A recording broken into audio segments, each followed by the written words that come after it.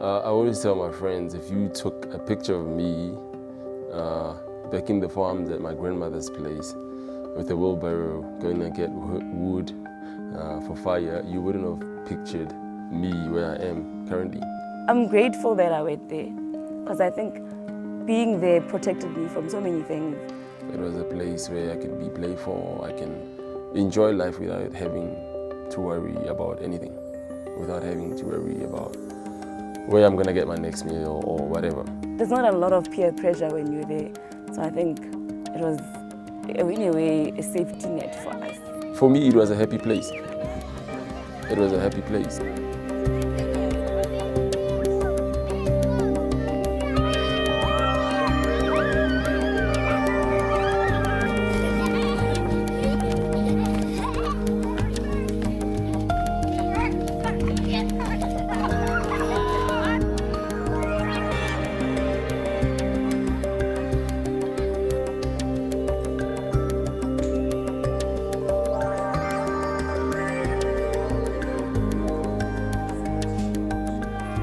The school was originally founded not just to bring Christ to the children and an education to the children, but even to reach out into the families. So we hope that the children will go home and be ambassadors for Christ to their parents and their families. We also do a lot of work with the families because a child who comes from a home that we consider at risk, maybe at risk for violence, at risk for sexual or emotional abuse, usually it's because the parents are at risk.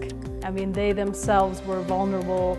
They didn't get brought up in a proper home. They didn't get brought up probably by parents who really knew how to parent properly.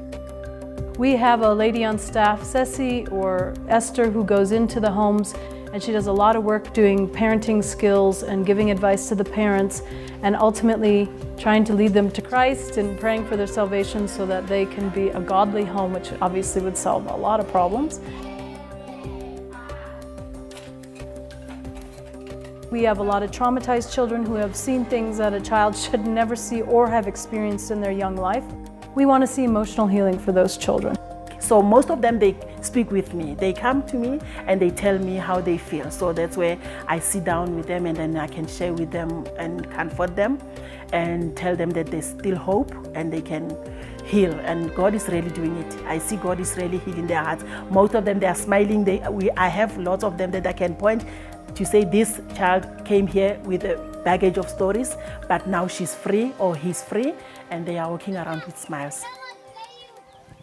So for the children, especially those who come from very difficult families or very non-existent families, to live in a large, extended, loving Christian family, I think teaches them much more than we think.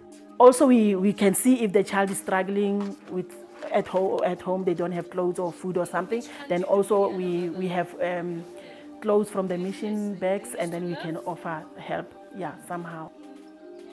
So part of our long-term goal is to continue hiring qualified teachers, but we need the salaries for that. If they need to come and live here, we need staff housing. We are really maximizing every little space possible that we can. Every storeroom is used, every half-built building we're continuing to build to make into a storeroom. The storeroom becomes a classroom or a staff house. So we're really kind of at bursting point. You walk around out there, you see kids roaming around without any care. So for us, it's a cry to say if we had a more home, then we would draw those children to a place like this, whereby we can give them love, care, and safe environment. You know, I poured everything I have. I still do, but I mean, I pour everything of myself into these kids. It's like a parent does to their child. And you see them go wayward, and you're thinking, what have I done? What can I do? It's just so incredibly disheartening and frightening, and you're worried about this child and what's going to happen. And then all of a sudden by grade 8, grade 9, they start to calm down. They start to take some responsibility for their life. From having to trust the Lord for a child who's been deeply abused and hurt and horrible things, and seeing God work in their life and come out as they have such a deeper understanding, because really day by day, a lot of them have to trust. You don't need all the right stuff to make a difference. It certainly helps if you have the right tools, but that's not the essence of it. And I think that Dayspring, considering what they have, they're actually doing an amazing amount of good. I don't regret ever going to Dayspring. I've met great people and we had loads of fun. I went to school with nothing from my mother's pocket all of my life. And it would be rather selfish for me to just sit and not give back to someone who might need the same opportunity as me. So in spite of all the things that we're not, and all the things we can't do, and all the things we're probably never going to be able to do, children's lives are changed because they go to Dayspring.